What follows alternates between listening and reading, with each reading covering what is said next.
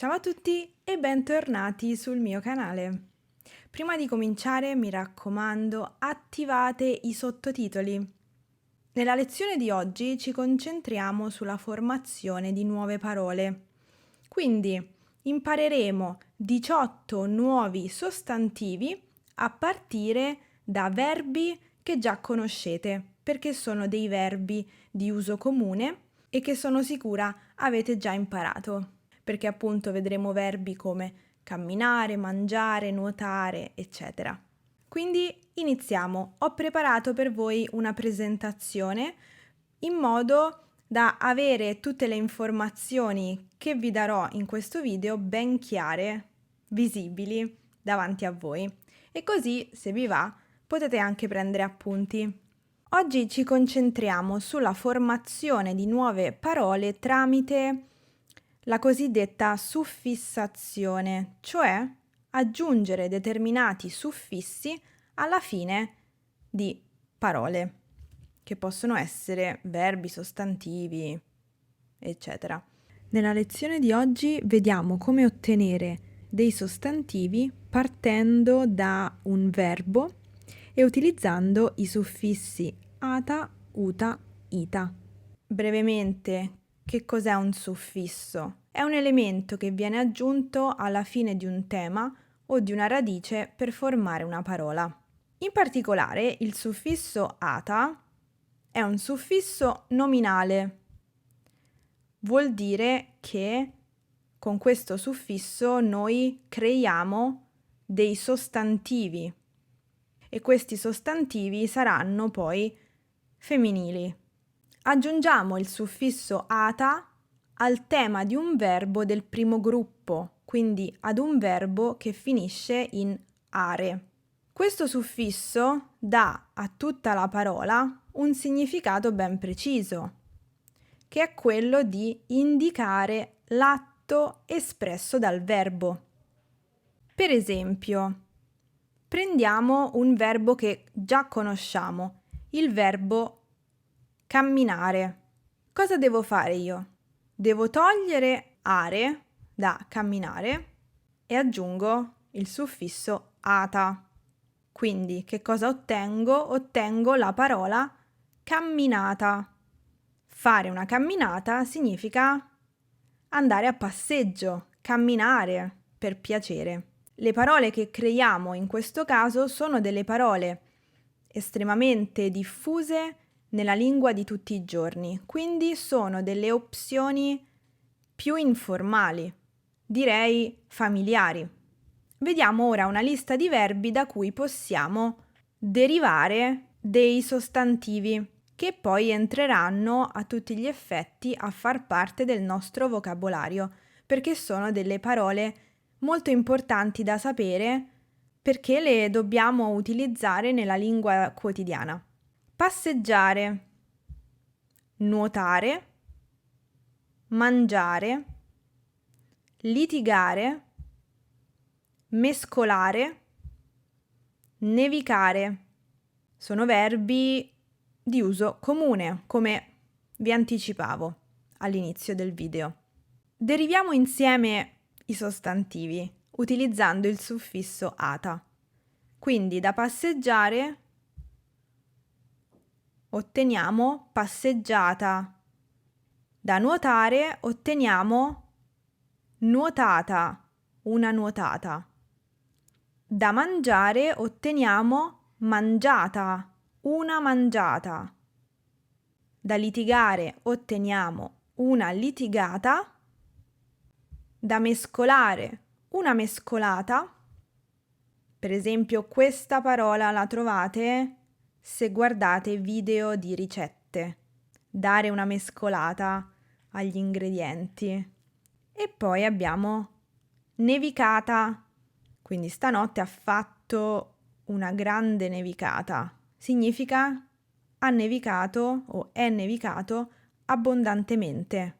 Quindi abbiamo ottenuto i seguenti sostantivi da verbi che già conoscevamo: fare una passeggiata, fare una nuotata, fare una mangiata, fare una litigata, dare una mescolata, fare una nevicata. Vediamo adesso altri verbi. Sono sempre verbi del primo gruppo in are. Telefonare, scappare, lavare, pedalare, chiacchierare. Facciamo lo stesso esercizio di prima. Aggiungiamo il suffisso ata. Una telefonata. Ah, qui ho sbagliato. Ovviamente questo è un piccolo errore di distrazione. Ci deve essere qui ata. Quindi una telefonata, una scappata, una lavata, una pedalata, una chiacchierata. Abbiamo ottenuto fare una telefonata, fare una scappata. Una scappata significa andare molto velocemente in un posto, quindi ho solo 10 minuti, faccio una scappata al supermercato per comprare il latte. Dare una lavata a qualcosa, fare una pedalata, che significa andare in bicicletta, fare una chiacchierata. E questo verbo sicuramente lo conoscete già e probabilmente conoscete già anche il sostantivo chiacchierata. Vediamo, come vi anticipavo prima, la differenza di registro. Se io dico chiacchieriamo dopo cena, uso un registro neutro, chiacchieriamo dopo cena. Certo, è sempre più informale che formale, perché usiamo il verbo chiacchierare, che è un verbo, diciamo, di per sé informale. Però, se dico ci facciamo una chiacchierata dopo cena, la frase risulta ancora più informale. Vediamo un altro esempio. Lavo la macchina. Lavo la macchina. La mia macchina è sporca, perciò la lavo. È un registro neutro. Però se dico do una lavata alla macchina, è più informale. Do una lavata alla macchina. Quindi dobbiamo ricordarci appunto questa differenza di registro. Quindi le parole che noi stiamo derivando da questi verbi sono parole informali. Vediamo ora alcuni esempi di derivazione con il suffisso uta. Quindi è sempre un suffisso nominale, perciò andiamo sempre a creare dei sostantivi anche con questo suffisso. Valgono le stesse cose che abbiamo detto prima, l'unica cosa che cambia è il gruppo del verbo, quindi si aggiunge al tema di un verbo del secondo gruppo in ere. Abbiamo solamente 3 esempi qui, per questo caso, e vi dico solamente questi 3 esempi perché sono tra le parole più usate in assoluto per quanto riguarda questo tipo di parole e perché non ce ne sono tanti di verbi del gruppo ere che possono essere trasformati in questo modo. Quindi vediamo solamente questi 3 che sono quelli più frequenti. Bere, da bere abbiamo una bevuta. Ovviamente qui non possiamo fare direttamente il cambio di suffisso da bere, ma lo dobbiamo fare per esempio dalla prima persona singolare del presente indicativo, quindi diciamo io bevo, ecco allora da bevo possiamo fare bevuta, quindi è irregolare ovviamente, bere è un verbo irregolare. Poi abbiamo cadere, una caduta, una brutta caduta e infine piovere, una piovuta. Studiamo per il momento solo questi 3 verbi.